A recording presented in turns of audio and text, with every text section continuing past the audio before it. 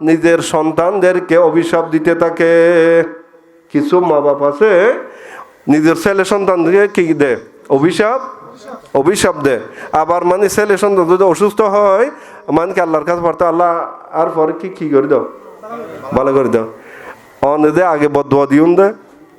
এটা তো আল্লাহ দরবারে আল্লাহর আরশাল্লাহ মানে কি পৌঁছে গেল। কিন্তু এখন যদি আপনি প্রার্থনা করেন আল্লাহ ভালো করে দেন আমার ছেলেকে, ওই সমস্ত পিতামাতার উপর আল্লাহর অভিশাপ কি হয়? নাজিল হয়।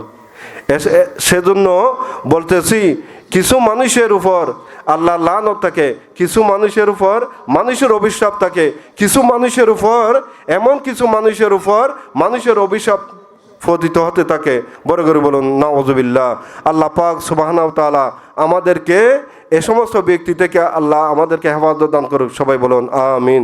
হাজরিন, সেজন্য ভালো মানুষের সাথে কি করবেন? চলাফেরা করবেন। অমানুষের সাথে চলাফেরা করলে আপনার বদনাম করবে।